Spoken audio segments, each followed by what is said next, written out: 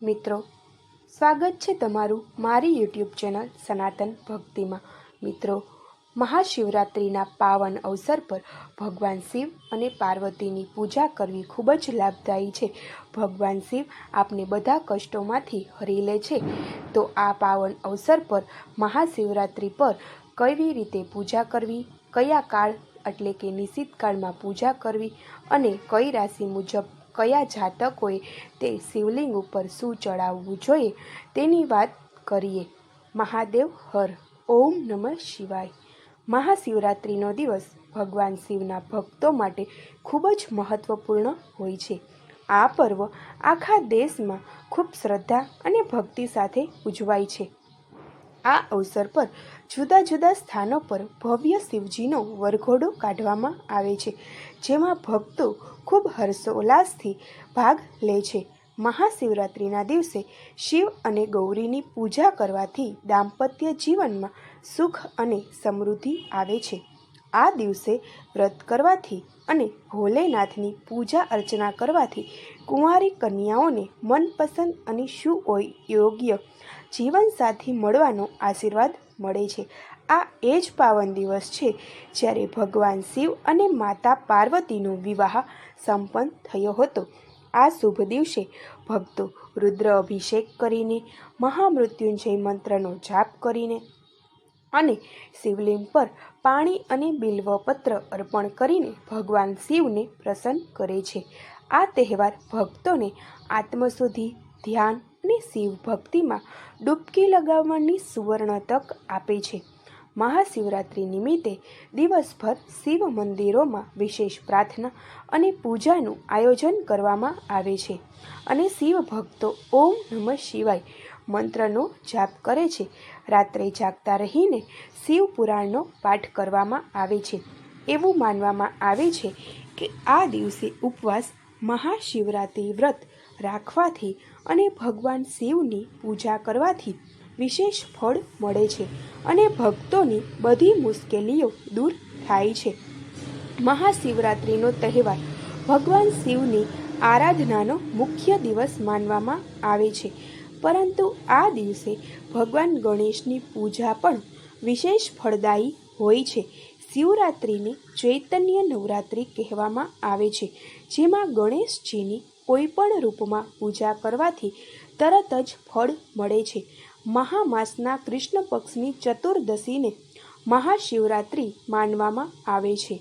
શાસ્ત્રોમાં ભગવાન ગણેશની અનાદિકાળથી આરાધનાનો ઉલ્લેખ છે, અહીં સુધી કે જ્યારે ભગવાન શિવ અને માતા પાર્વતીનું લગ્ન થઈ રહ્યું હતું ત્યારે પણ તેમણે ગણેશજીની આરાધના કરી હતી।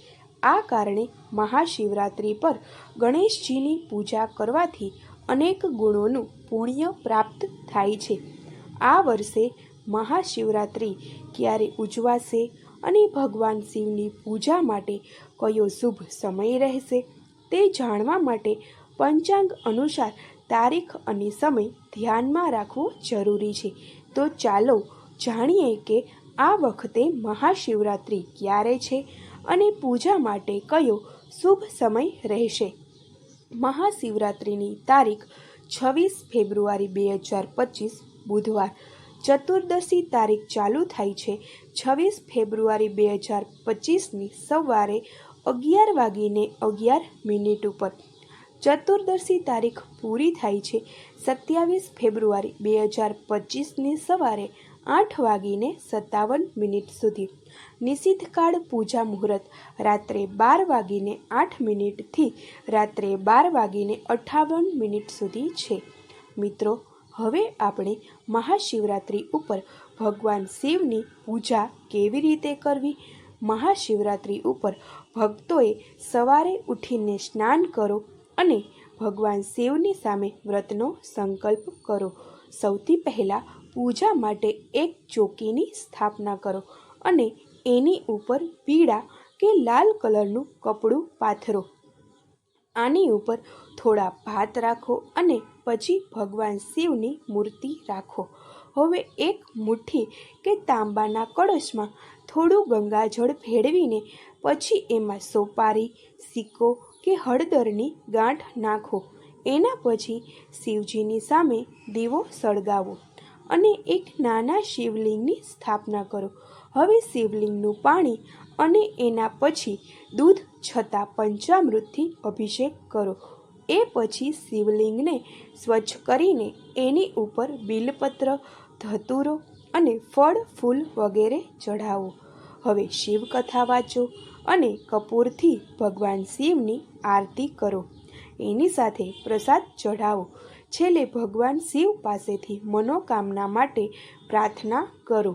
મિત્રો, આ વખતે મહાશિવરાત્રિ ઉપર દુર્લભ સંયોગ બની રહ્યો છે. વર્ષ 2025માં મહાશિવરાત્રિ બહુ શુભ થવાની છે, કારણ કે આ દિવસે વર્ષો પછી દુર્લભ યોગ બનવા જઈ રહ્યો છે. આપણે બધા જ જાણીએ છીએ કે 144 વર્ષ પછી પ્રયાગરાજમાં મહાકુંભ ચાલી રહ્યો છે અને હવે મહાશિવરાત્રિના દિવસે એટલે કે 26 ફેબ્રુઆરી 2025ના દિવસે મહાકુંભનું છેલ્લું શાહી સ્નાન કરવામાં આવશે.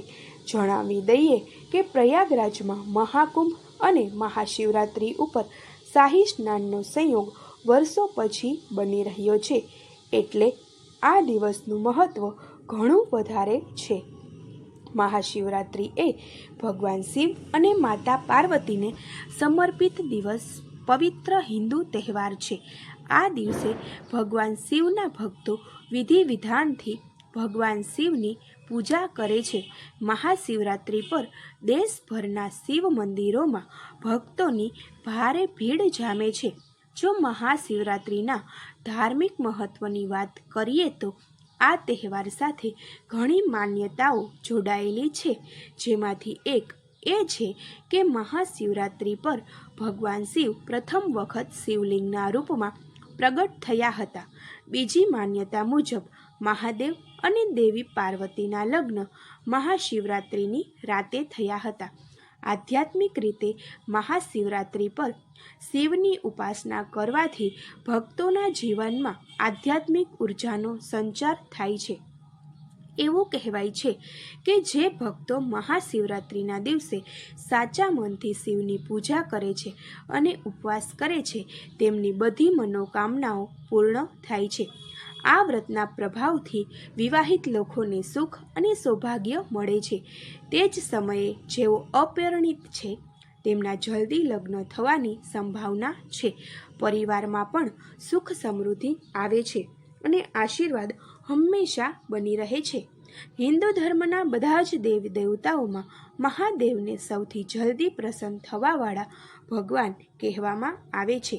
જે ભક્તને સાચા હૃદયથી શિવલિંગ ઉપર પાણી ચઢાવવા માત્રથી જ પ્રસન્ન થાય છે અને એની બધી જ મનોકામના પૂરી કરે છે. મિત્રો, આપણે જેમ પૂજા કરીએ તે ભગવાન સ્વીકાર કરે જ છે, પરંતુ અમુક ખાસ વસ્તુથી પૂજા કરવાનું મહત્ત્વ ઘણું જ છે. તો મિત્રો, ચાલો તે વસ્તુ કઈ છે અને મહત્ત્વ શું છે તે જોઈએ. બેલપત્ર. ભગવાનને બેલપત્ર બહુ પસંદ છે. કહે છે કે બેલપત્રમાં શિવજી, માતા પાર્વતી અને માતા લક્ષ્મીનો વાસ હોય છે, એટલે શિવલિંગ ઉપર બેલપત્ર ચઢાવવાથી ભગવાન શિવ પ્રસન્ન થાય છે અને ભક્તના જીવનમાં ખુશીઓ ભરી દે છે. ધતુરો. મહાશિવરાત્રિમાં પૂજા કરતી વખતે ભોલેનાથનો ધતુરો જરૂર ચઢાવો, કારણ કે શિવજી ધતુરો બહુ પસંદ કરે છે. આવું કરવાથી મહાદેવ તમારી બધી જ મનોકામના પૂરી કરશે. કેસર. ભગવાન શિવને મહાશિવરાત્રિના દિવસે લાલ કેસર જરૂર ચઢાવો. મહાશિવરાત્રિ ઉપર ભોલે બાબાને લાલ કેસર ચઢાવવાથી તમારી ઈચ્છા પૂરી થાય છે. શમીનું ફૂલ. મહાશિવરાત્રિ ઉપર શિવલિંગની પૂજા કરતી વખતે શિવજીને શમીનું ફૂલ ચઢાવવું જોઈએ. એવી માન્યતા છે કે શિવલિંગ ઉપર શમીનું ફૂલ ચઢાવવાથી ભોલેનાથ તમને મનપસંદ વરદાન આપે છે. મધ. મહાશિવરાત્રિ ઉપર મહાદેવની પૂજામાં મધ સામેલ કરો અને એને ચઢાવો. મધની મીઠાશથી પ્રસન્ન થઈને મહાદેવ તમારા જીવનમાં ખુશીઓ ભરી દેશે અને સુખ સમૃદ્ધિઓનો આશીર્વાદ આપશે. હવે મિત્રો, મહાદેવને શું પ્રસાદ ધરાવવો તે જોઈએ. ઠંડાઈ. ભગવાન શિવને ઠંડાઈ અને ભાંગ બહુ પસંદ છે, એટલે મહાશિવરાત્રિ ઉપર શિવને ઠંડાઈમાં ભાંગ ભેળવીને પ્રસાદ ચઢાવો. આવું કરવાથી મહાદેવ જલ્દી પ્રસન્ન થાય છે. મખાનેની ખીર. મહાશિવરાત્રિ ઉપર ભોલેનાથને મખાનેની ખીરનો પ્રસાદના રૂપમાં ચડાવવો જોઈએ. એનાથી તમને શિવજીની કૃપા મળશે. હલવો. મહાશિવરાત્રિ ઉપર શિવજીના આશીર્વાદ લેવા એમને રવા કે કટાના લોટનો હલવો બનાવીને ચઢાવો. માલપુઆ. માલપુઆ પણ શિવ શંકરને બહુ પસંદ છે, એટલે મહાશિવરાત્રિ ઉપર માલપુઆમાં થોડી ભાંગ ભેળવીને પ્રસાદ ચઢાવી શકો છો. લસ્સી. મહાશિવરાત્રિ ઉપર શિવજીને લસ્સીનો પ્રસાદ ચઢાવવાથી તમને મહાદેવના આશીર્વાદ મળે છે, પરંતુ મીઠી લસ્સીમાં થોડી ભાંગ ભેળવીને ભગવાન શંકરને પ્રસાદ ચઢાવો. મિત્રો, હવે જોઈએ કે મહાશિવરાત્રિ ઉપર શું કરવું જોઈએ. શિવલિંગને હંમેશા એક એક કરીને જળ અથવા દૂધ ચઢાવવું જોઈએ, અને બંને વસ્તુઓ એકસાથે ક્યારેય ન ચઢાવો. શિવલિંગને જળ ચઢાવતી વખતે ભગવાન શિવ અને માતા પાર્વતીનું ધ્યાન કરો. શિવલિંગનો અભિષેક કરવા માટે હંમેશા વાસણનો ઉપયોગ કરો. ભગવાન શિવનો અભિષેક કરતી વખતે શિવ મંત્રોનો જાપ કરતા રહેવું જોઈએ. અભિષેક પછી શિવલિંગ પર ધતુરા, ભાંગ, બેલપત્ર, ગંગાજળ, દૂધ, મધ અને દહીં ચઢાવો. મિત્રો, હવે આપણે જોઈએ કે મહાશિવરાત્રિ ઉપર શું નહીં કરવું. મહાશિવરાત્રિ પર ઘરમાં શાંતિ જાળવો અને કોઈ પણ પ્રકારના વિવાદથી બચો. શિવલિંગ પર જળ ચઢાવતી વખતે કનેર, કમળ અને કેતકીના ફૂલ ચઢાવવાનું ટાળો. શિવલિંગ પર સિંદૂર અથવા મેકઅપ સામગ્રી ચઢાવવાનું ટાળો. મહાશિવરાત્રિના અવસર પર તામસિક ભોજન અને દારૂ પીવાનું ટાળો. ધ્યાન રાખો કે ભૂલથી પણ શિવલિંગને શંખમાંથી જળ ન ચઢાવો. મહાશિવરાત્રિનું વ્રત રાખનાર લોકોએ આ દિવસે સૂવાનું ટાળવું જોઈએ. શિવલિંગ પર કાળા તલ કે તૂટેલા ચોખાને ન ચઢાવો. મિત્રો, હવે આપણે મહાશિવરાત્રિ સાથે જોડાયેલી જૂની કથાઓ જોઈએ.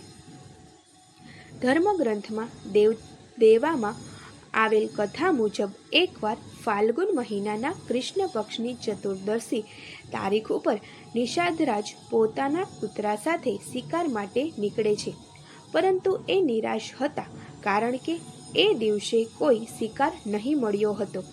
થકાવટ અને ભૂખ પ્યાસથી ચૂર થઈને એક તળાવના કિનારે બેઠેલા હતા. ત્યાં બેલના ઝાડની નીચે એક શિવલિંગ હતું.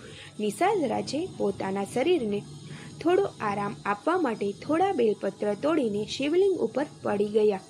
એ પછી એને પોતાના હાથને સાફ કરવા માટે તળાવનું પાણી નાખ્યું, જેના થોડા ટીપા શિવલિંગ ઉપર પડ્યા. આ દરમિયાન એમના ધનુષની એક તીર નીચે પડી ગયું, જેને ઉઠાવવામાં તે નીચે ઝૂક્યા તો શિવલિંગની સામે માથું પણ ઝૂકી ગયું.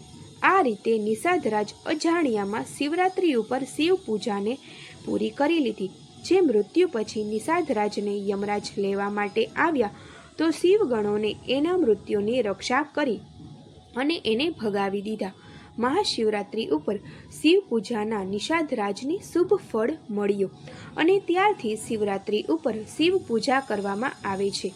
મિત્રો, ભગવાન શિવને બધી વસ્તુઓ અર્પણ કરવાથી પ્રસન્ન થાય છે, પરંતુ અમુક જાતકો જો રાશિ મુજબ પૂજા વિધિ કરે તો ભગવાન શિવની કૃપા વરસતી રહે છે. તો ચાલો જોઈએ. મેષ રાશિના લોકો ભગવાન શિવને કાચા દૂધ અને મધ ચઢાવીને એના આશીર્વાદ લો. વૃષભ રાશિ. મહાશિવરાત્રિ ઉપર શિવજીએ ચમેલીના ફૂલ અને બેલના પાંદડા ચઢાવો. એની સાથે ઓમ નાગેશ્વરાય નમઃ મંત્રનો જાપ કરો. મિથુન રાશિ. આ રાશિના લોકો શિવ પૂજામાં મહાદેવને ધતુરો અને શેરડીનો રસ ચઢાવો. કર્ક રાશિવાળા મહાશિવરાત્રિ ઉપર ઓમ નમઃ શિવાય મંત્રનો જાપ કરો અને રુદ્રાભિષેક કરો. સિંહ રાશિ. મહાશિવરાત્રિના દિવસે તમે શિવલિંગ ઉપર કનેરનું ફૂલ ચઢાવો. એની સાથે શિવ ચાલીસાનો પાઠ કરો.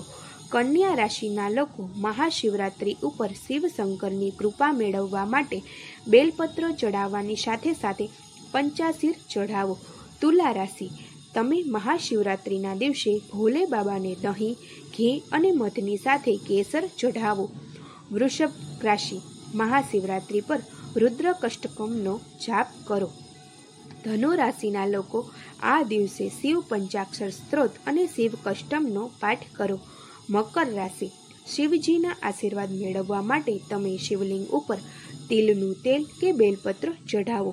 કુંભ રાશિના લોકો મહાશિવરાત્રિ ઉપર શિવલિંગનો રુદ્રાભિષેક કરો. સંભવ હોય તો તમે 11 બ્રાહ્મણને ભોજન કરાવો. મીન રાશિવાળા મહાશિવરાત્રિના દિવસે શિવજીને કેતકીના ફૂલ ચઢાવો. એની સાથે મંદિરમાં સફેદ કલરના કપડાનું દાન કરો.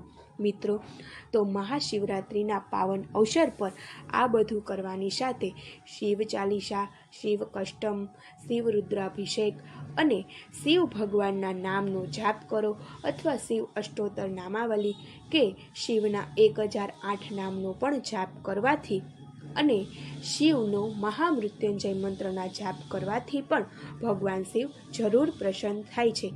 જો મિત્રો તમને મારો આ વિડીયો પસંદ પડ્યો હોય તો લાઈક કરજો, શેર કરજો ને સબસ્ક્રાઈબ કરજો.